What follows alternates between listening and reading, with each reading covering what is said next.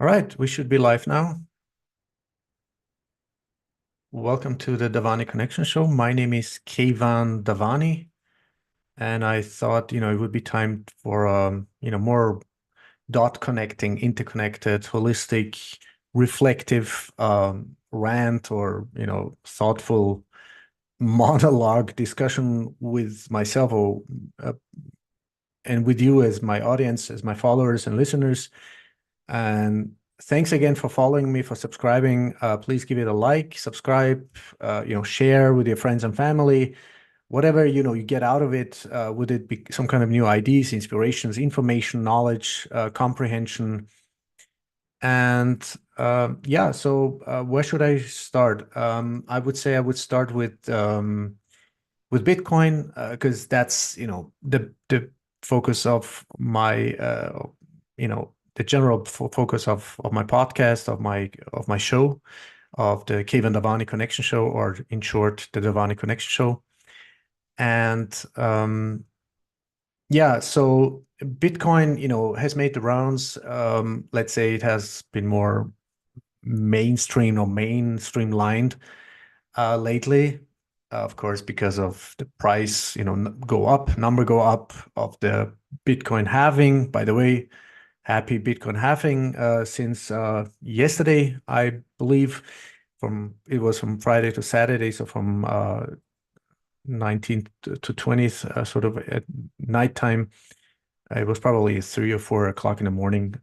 So yeah, I had some plans, but we had some plans to go somewhere. But since it didn't fall on the April 20th, as had been predicted, our plans got totally fucked up and dissolved. Now, let me just make sure, just short, reflections and thoughts, express my thoughts, like what's going on with Bitcoin. I think that Bitcoin, this is what what I've always been saying. I think once everything converges, event-wise, the tipping points on every level you can think of, macroeconomically, geopolitically, the psychologically, emotionally, when I talk about psychology, emotionally, and existentially, I mean losing the trust in the current, criminal, subjugating, enslaving fiat system, or in the fiat money, would it be euro, dollar, or whatever, or in general, in broader terms, the fiat central banking, financial, monetary, economical, Keynesian, this pedophile, criminal, pseudo-economical system, the lost in trust. So finally, waking up, then there's a tipping point. It's not like people, are like learning, researching for themselves or opening up. Unfortunately not. Most of the people, they wait until the pain point is reached, especially people who are more in the comfortable zones, like in Europe, where I am, in the European Union, such as in Austria, or elsewhere. And, as you probably know, there are billions of people sort of unbanked, which I hate this terminology, because who needs to be banked anyway? But this is what Bitcoin, what Bitcoin's mission is eventually for. Let me just check if I'm live streaming, by the way, my live stream, because I'm live streaming. My live stream working on X or Twitter, and I should be good to go on YouTube too. Yeah, I'm live, so sorry about that.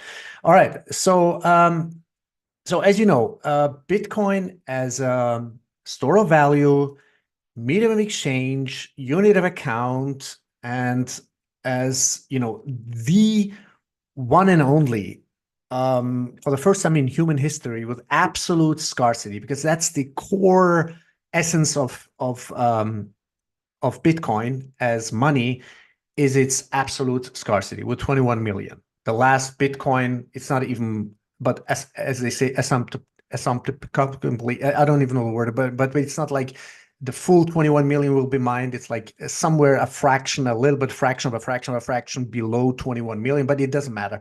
Until the year 2140, the last Bitcoin will be mined.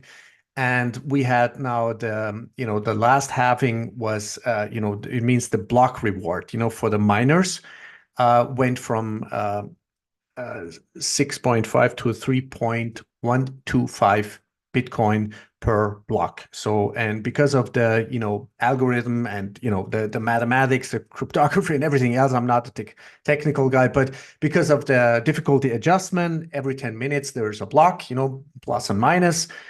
And the last Bitcoin, or somewhere between a little bit, just a very, very little bit under the 21 million will be mined until the year 2140. Now, another question is, which I'm not going to go right now into this rabbit hole, whether we're going to be alive, we're going to exist by that time. I mean it seriously, as a human civilization, as a planetary civilization, as a planet, because what, unfortunately, not only Bitcoiners, even though they're, the most logical thinking, rational thinking, ethical people, are in the Bitcoin space, actually, with whatever field they're coming from, whether it would be mathematics, computer science, economics, rational Austrian economics, or psychology or anything. I mean, usually there are a lot of extremely highly intelligent, logical, ethical, rational thinking, and who are more, let's say, think in interconnected terms. But there's one blind spot, unfortunately, in general amongst human population, humanity, is that we think we're so important as humanity, as a human species, as on this planet, Earth. But the thing is, we are in the midst of it, in the overdue midst of Earth disaster cycles. And just please just follow.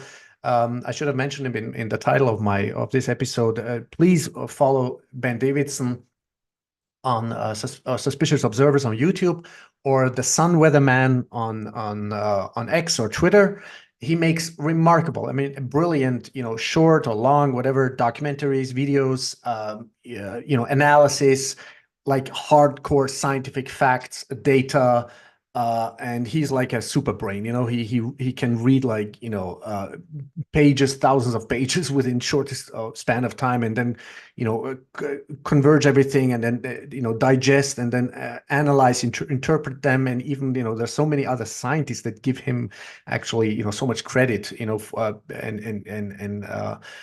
would it be NASA or astrophysicists or whatever, or climate experts and what have you. So what I was going to say is, we are in the midst of overdue Earth disaster cycles, would it be 150, 200-year cycles, or the, whatever, or 200-year cycle, 1,000, 3,000, 6,000, 12,000-year cycle. So it's accelerating. What is I think what is important to emphasize right now, right here, is that the magnetic field of the planet Earth has been weakening, reducing itself. It's been reduced and weakening exponentially by orders of magnitude within at least the last 100, 150 years, but especially within the last few decades. The magnetic field, which protects us from cosmic rays, from sunbursts, solar flares, all these extremely damaging, destructive forces, would it be galactical, intergalactical, cosmic, solar, would it be solar flares, coronal mass ejections? But it hasn't even started yet. I mean, the real bad stuff. So I would really just ask you, just go on Ben Davidson's site, Suspicious Observers on YouTube, or Sun Weatherman. Just take in, watch those short videos. It's like 15, 16, 17 minutes of your time, and just sleep over it, just watch it, listen to it. It's amazing. It's just amazingly done and produced, and it just gives you the full picture, the full holistic picture. Why and what are the causes, since when, what is the overdue, what are the magnetic fields, solar flares, coronal mass ejections, and the micronova, which will eventually happen, sorry to say, within the next and that is a very optimistic scenario, within the next 25, 30 years. So this is the only thing that will make Bitcoin obsolete. Because a lot of people, they talk about quantum computer, and they talk about stuff they don't even have a fucking clue about. But this is what actually, I mean, the Bitcoin is itself as a digital, totally, of course, decentralized, censorship resistant, the only decentralized, censorship resistant, unconfiscatable, absolutely limited, absolutely scarcest money, soundest money, the most portable, the most, you can literally, memorize 12 or 24 words. I mean, if you wanted, but you don't need that, of course. But I'm just saying, you could just, transfer your wealth. I mean, within fraction of a second, or at least within seconds, from one country, from one continent to another. And they could even strip naked you, that you could be totally strip naked, and nobody can confiscate, nobody can steal it from, nobody can take it, nobody can, $5 wrench attack or whatever, I mean, of course, yeah, there are ways, how to do that, right? Would it be, whatever, multiple multi-signature wallets and blah, blah, blah. But, there's so many videos, which I'm going to do, and BTC sessions, Ben Perrin has done a tremendous job, educating and mentoring people on how to, self-custody their Bitcoin with their whatever seed phrases, passphrases, single signature, multi-signature, multi-wallet signature, running a full node. And of course, what I'm always emphasize, where and how to buy non-KYC, non-identifiable, or what do you call it? Know your customer, so not via exchanges. So no KYC Bitcoin. Okay. And, mix a Bitcoin, whatever. I mean, there's already, everything has become so trivialized, so easy, so simplified, user-friendly. Would it be Sparrow Wallet or Samurai Wallet? I mean, CoinJoin, the Whirlpool, even integrated now within there. So I'm going from one, rabbit hole into another. I'm sorry about that, but that's what I mean with the holistic interconnected rant. We need to use the tools that are now available, that are exponential, with exponential speed, by orders of magnitude, been developing, improving, fine-tuned, and especially made more accessible, user-friendly. It's free, and it's idiot proof. I mean, years ago, especially the Bitcoin OGs, who are, I mean, they will tell you, they will testify, it was a fucking pain in the ass, right? Right. And that's why a lot of people lost the Bitcoin, forgot about it, threw away whatever their seed phrases, or didn't believe in it, yeah, even OGs, Bitcoin OGs, who were from the beginning, 2009, 2010, 2011, whatever, whenever they went into the first years, a lot of them, lost or whatever, gave away, not, it was good, as long as going to circulation is good, but a lot of them, were lost. And there's estimated 3 to 5 million Bitcoin lost forever, but which is not a real bad thing, because, at the end of the day, if you calculate it, then it's the total circulating available Bitcoin in circulation would then be, with the last Bitcoin to be mined in the year 2140, would be around, I mean, if it's true that there are even up to 5 million Bitcoin missing, let's just say 3 million, but then, whatever it is, so that's whatever, 18, 17, 16 million in total, right? So it's even less. So just imagine the immense, astronomical, by orders of magnitude purchasing power. So you don't need a whole Bitcoin, by the way. Again, I should remind myself and you and all the newcomers and noobs, you don't need a whole Bitcoin. Just go on and buy yourself an Staker voucher. I can put it in the show notes. Go to get yourself a voucher, a Bitcoin at Staker voucher, whether it be on chain or Lightning, whatever, and just redeem it. You buy it, you transfer the money, and then you have this voucher with a QR code. You scan it with your whatever wallet. You can use whatever wallet you want, and any a prominent wallet there's out there, would it be Lightning, on chain, whatever, Phoenix, Aqua, I don't care, from Wallet Satoshi, but this is more custodial. Try, no, please, if you can do it from beginning, download a self-custodial wallet, and one of the last steps would be to connect your wallet to your own full node, because of privacy, because you are self-sovereign, self-responsible, you verify the transactions and or your node, but just for the beginning, just try to accumulate fraction of a fraction of a fraction. As you know, 1 Bitcoin equals 100 million Satoshis. So just buy whatever, $10 worth, 10 euros worth of Bitcoin every week, every month. It doesn't matter. Bitcoin price goes up, down, whatever. It's a fucking, ping pong ball. It doesn't matter. Just look at it from a time frame. I mean, look at it as an investment. If it helps you, look at an investment. Because why? Because, if you look into the reality of things, what is an investment, right? With a relatively reasonable rate of, investment rate of return, or investment return, or, profit, or whatever you want to call it, dividend or whatever. You'd have to wait at least on average 5 to 7 years, right? 8 years, whatever, right? 5, 7. If you're lucky, if you're really lucky, if you're really a super fund, whatever, super investment fund, or, super managers in the background, yes, you could get it up to 10, 12, 15, maybe even 20%, maybe even 30%. Okay. All right. But hey, why all the hassle? Why all the stress? Why all this headache? Just buy some Bitcoin, look at it, consider it, as a as Safed and Amos would say, lower your time preference, means extending your time horizon. Not, you don't think about exchanging it again into fiat. That's not the point of it.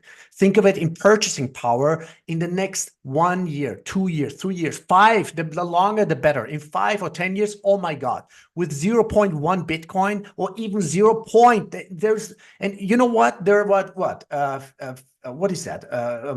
50. Is it, what is that? 50 million? I think, yeah, approximately, there are approximately 50 million millionaires around the world. There are around, 3,500 billionaires. They've been increasing, of course, because of all the corruption and fraud and everything, and the monetary expansion, trillions and trillions and trillions been printing. Of course, the billions have become richer and richer and richer and more powerful, right? They've literally stolen it. Cantillon effect. Cantillon effect, fraud, corruption, and what have you. So, to come back to my point, just accumulate Bitcoin, all right? And if the price really should go down, like really by whatever, just expect it, all right? It happens, all right? It has happened numerous times. If it goes like 30, 50, 70, it doesn't matter. Buy even more. Buy bulk of it. Buy a whole bunch of it, all right? If you have the savings, the cash flow, whatever there is. If you have a cash flow, it's wonderful, be happy. If you have a cash flow, be happy, right? Some kind of, regular income, right? So just, just do it sort of automatically or manually, whatever, or buy on a weekly, daily, monthly basis, like every, and then when the price drops, like substantially, buy a bigger bulk of it, all right, of Bitcoin, and just store it on your hardware wallet. They're, amazing. I swear on, of course, I love, CoinKite and Cold Card Wallet, because it's the really safest, most, secure, hardware wallet. It's really easy even for every noob, a Cold Card Wallet or Bitbox, or if you really want to, like, I don't know, like, okay, Trezor. I'm not a Trezor fan anymore, to be honest with you, but I have my reasons. But it's still better than then you use some kind of really insecure or do not use Ledger. Do not use Ledger. That's what there's been so many leaks. The people there were people even moving from one place to another just because these idiots, these fucking morons, had this is so fucking criminal. They had somehow leaked or hacked or whatever the marketing list with names, address, telephone. This is what I'm telling you. First of all, do not go on exchanges. Do not buy Ledger. Do not use Ledger, and do not go on exchanges. Do not buy KYC Bitcoin. All right. Go if you have the possibility. If it's somehow legally still possible. It was still possible. I think it might be possible in Austria still, but until recently, I think they changed the law. You could go to a Bitcoin ATM, buy up to 250 euros, subsequently, like consequential, purchases of 250 euros each time without any without any, submitting your your phone number or anything, put on sunglasses, cap or whatever. I mean, yeah, but there was no KYC, nothing, no fucking KYC, no phone number, nothing. You were just able to, with it, converting it either, from Bitcoin to fiat, to euro, whatever, or dollar, or in euro in this case, or the other way around, buying Bitcoin with cash, right?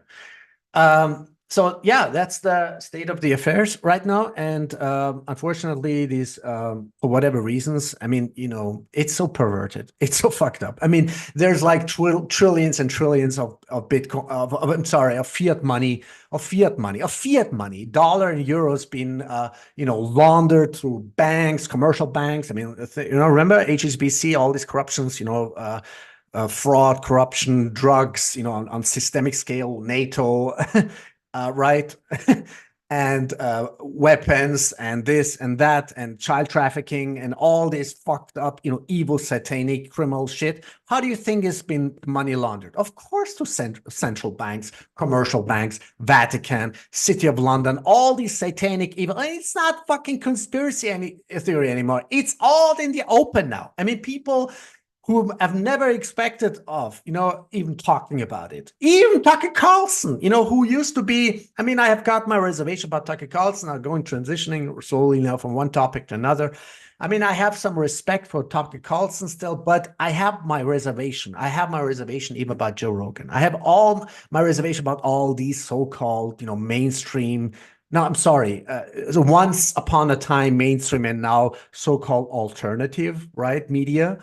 So, I mean, these people have tens of millions of followers, maybe even hundreds of millions of followers. So, try to read between the lines, do your own research, read by yourself, do your own research, and just, I mean, you can still listen to the last recent, episode, talk, chat, whatever you want to call it, with Tucker Carlson, Joe Rogan. Some of the things, I mean, they discussed, or Tucker Carlson said, it was amazing. I was really intrigued and surprised, and no, I found it good. I think it was good, but he started off with this whole UFO, whatever, spiritual shit. And I mean, if you really want to educate and inspire and really empower people with knowledge, information, comprehension, you don't start a discussion with that. I mean, at least, stay to the facts. The questions that have not been answered have actually been so many times discussed, even on the Joe Rogan show, and this is about technology, right?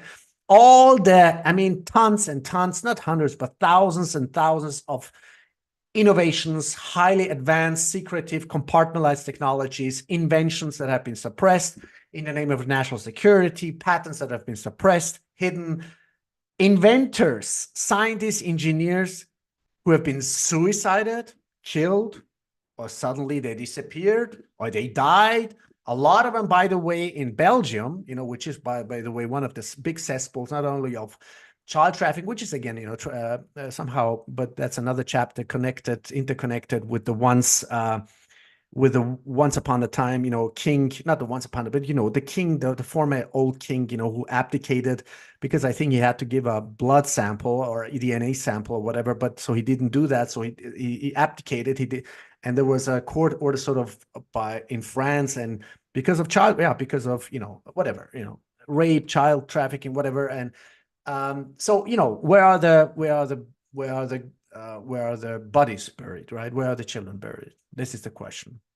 So anyway, and it's one of the cesspools. Belgium is also not only one of the biggest cesspools of child abuse, incest, one of the countries, right?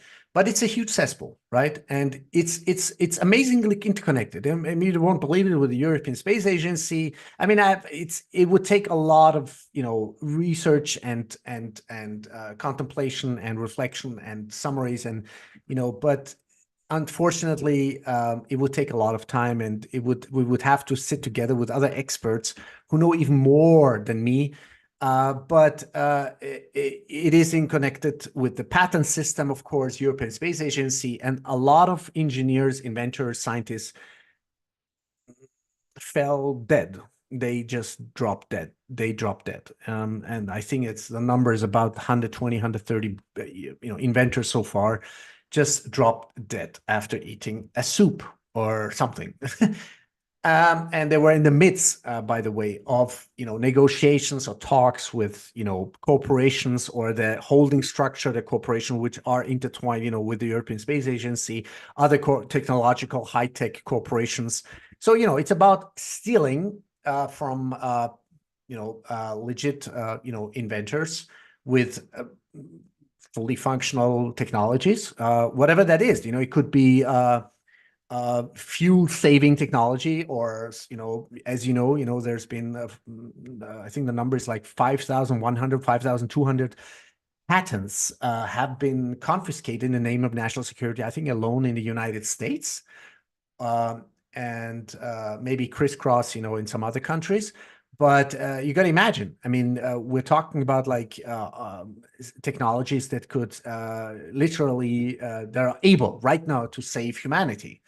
The so-called, energy crisis or whatever. I mean, everybody could have a flying car by now if within the last 100 years, in the beginning with Tesla or whatever, or at least, since the 1930s, 1940s, or after that.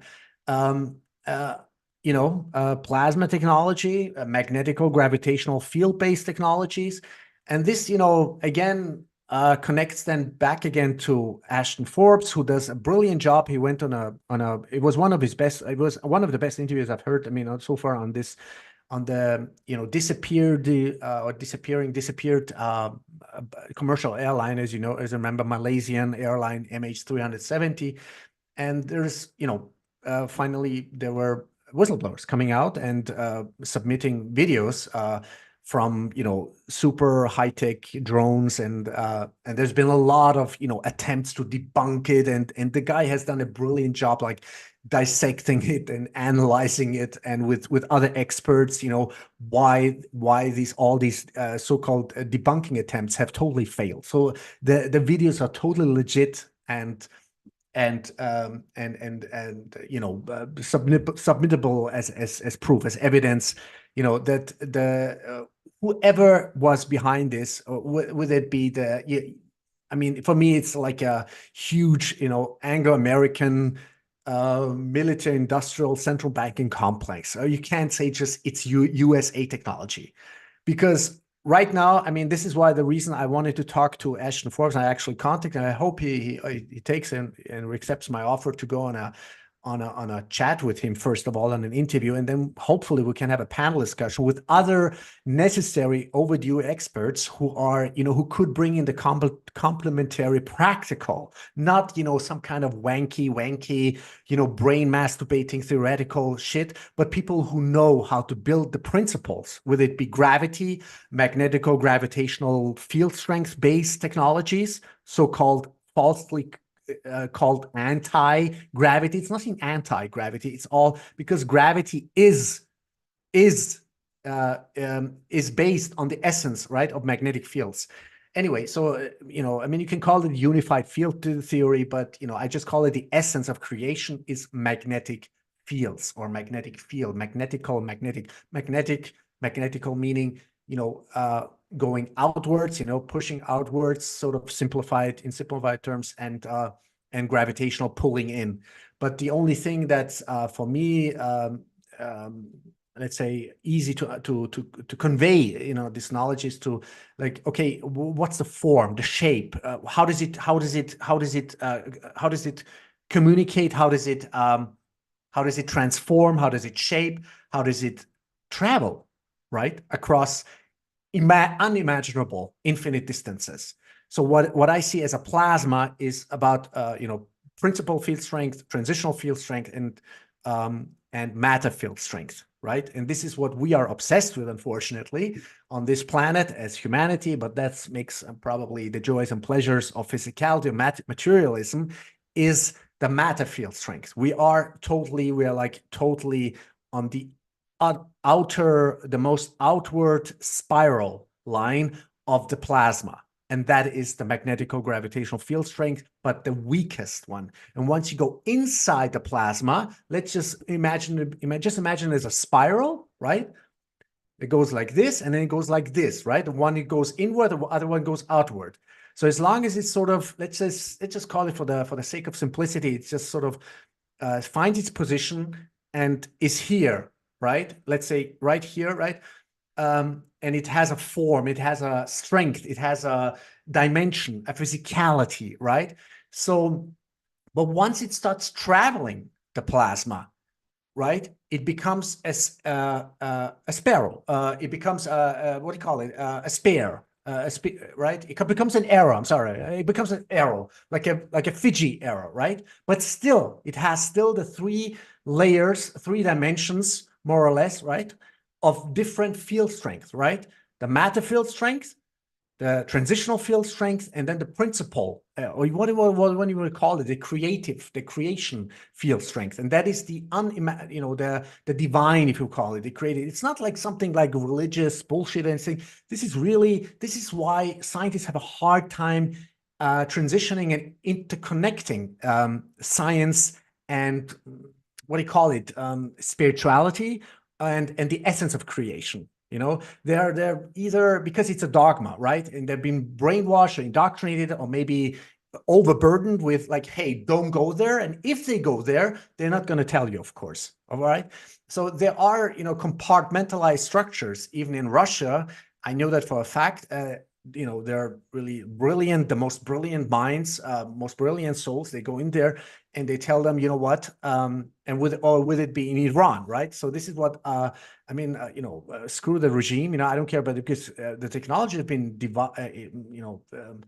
researched on, developed, tested, and mass produced, and eventually innovated in Iran in the last 40 years. It's not because of this theocratic Islamic bullshit regime. And by the way, we are not Muslims because we were raped like 600, 700 years after Christ.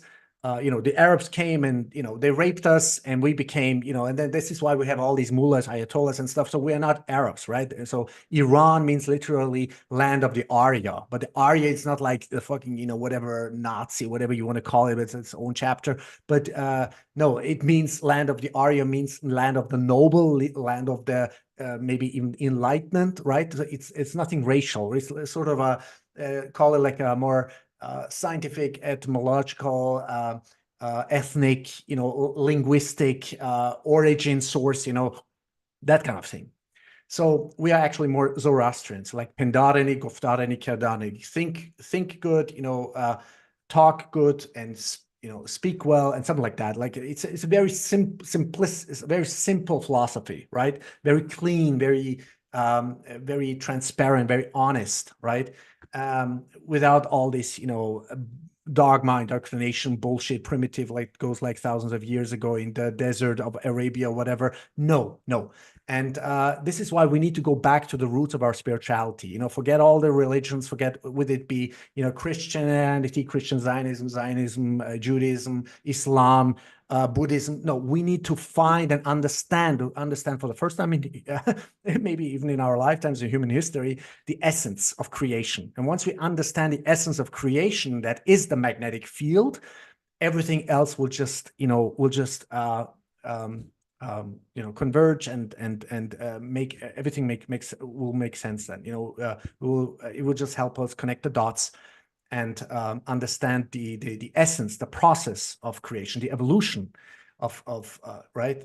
That's why I dare not to call it God, but it's the creator, right? So we need to somehow stand still for a moment and think about it, right? And don't come up with some kind of winky wanky brain masturbating theories. But there are people who have built these principles. Would it be gravity?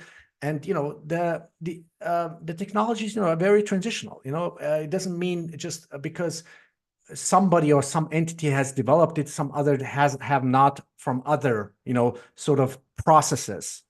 So there are different avenues, different processes that come to the, let's say, more or less same conclusion, right?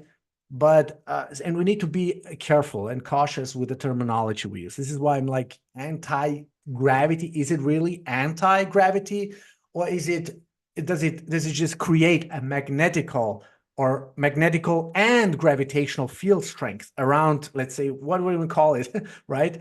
Around a soul, around a spaceship, right? That just, and that pulls you. And then this is why you can, whatever, bend space time or just get pulled to that point of destination within a fraction of like no time, right? So yeah, so this is why I think it's important to analyze all these things. Like, remember, I'm gonna you might not have noticed there was a few incidents in Iran. Always, funnily enough, they made it always. They did this demonstration, sort of, always on the whatever regimes, whatever fucking anniversary or whatever, right? So they caught the drone, right? This high-tech drone, right? Obama called it their favorite toy, something like that, right? Or they said, hey, we want to have our toy. Remember? We might have remembered. Okay. But there's like incidences, would it be through, Russian highly compartmentalized military or highly secretive compartmentalized military technology of Iran, right? So there were drones that were captured, remember? The capture drones without a scratch, and they brought it down. But of course, there was not a video of that, all right? How they did it exactly. But this is how I will tell you they did it. They created a field, magnetic gravitational field. They made, they obsoleted now it would go into too much detail. Like I think they oversaturated the magnetic gravitational field within the chip, the elements, right?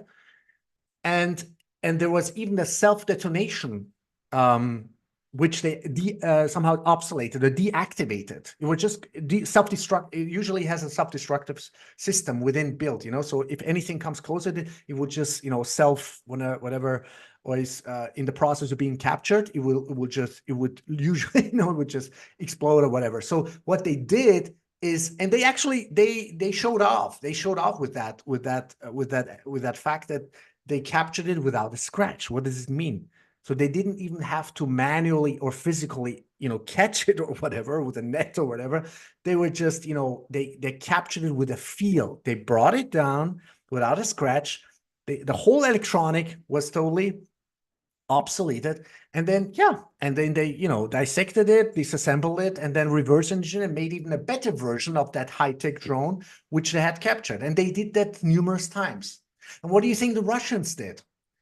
It was like, I don't know when that was. You can Google it. I don't know, even though it was an aircraft carrier. I don't even know the name of it. Was it US, whatever, aircraft carrier, whatever, right? And I think it was the Black Sea, and there were 2 or 3 planes, right? And so you need sort of a star formation, right, of plasma, right, of magnetic gravitational fields. And what did it do? It again obsoleted the whole electronics, everything that is electronic and electronical, every chip. And then soon after, the ship had to be towed away. Or I don't know what they did with it, but that it definitely had to be towed away because it was non-maneuverable. You couldn't move it. It was just permanently destroyed. I mean, the whole thing could not be moved. I mean, I think there were no injuries whatsoever, right? The Russians just made their point. They can make the aircraft carrier, whatever, the airplanes, whatever that is, a drone, obsolete, right? And you know what happened shortly after? I think approximately 30 to 50 high officers of that ship, of that aircraft carrier, Navy, resigned. Because why? Because they couldn't. They said, we can't take upon this responsibility upon us. I mean, what's the use of it if they have highly advanced, advanced technologies, which they can just, without even attacking us, they can just make everything obsolete, right? We can't shoot, we can't move, we can't do anything, right? So this is where we are, and I think, of course, this is not mainstream. And what I'm surprised about, what I'm intrigued about, that there are not people.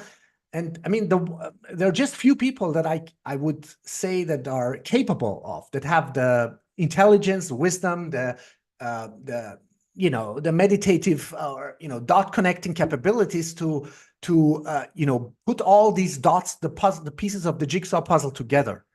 And I'm I'm just a regular guy, but I've done my research for many, many years. And I even know the guy, the nuclear physics engineer, who developed within a shortest time of span in Iran the gravitational principle. It took him a lot, but he had a huge team of, I don't know, 100,000 people. I mean, they're working 100,000 people within the nuclear plasma technology area within Iran in underground, whatever stations, right? And he developed it, the sort of the basic gravitational principle, right? Gravity, right? With, of course, with radioactive gases, amongst other things, right? But and then they had time, years and years after that, to go beyond that, right? They developed it, they tested, and then they built whatever you want to call it, right? Spaceships, whatever you want to call it, but it's rooted in the magnetic and gravitational field strength. All right, I gotta go. Unfortunately, I gotta take care of my kid. And if you have any questions, please ask Ashton, Scott Ritter, maybe even Tucker Carlson, to get on us X Spaces or Twitter Spaces or some kind of panel discussion together with me, because I'd love to ask a couple of questions. I give them a more, additional pieces of the jigsaw puzzle, which I have been researching for the last, 15 years or so. All right. So I think we have to put this together. Iran, Russia, China, the highly secretive compartmentalized like budget, Cat and Austin fits. I mean, these are the people we need to put together. This is my core message. All right. Thank you so much again. My name is Keyvan Davani. I'm the host of the Keyvan Davani Connection Show, or the Davani Connection Show. And I'll see you soon. And let me know if you have any questions.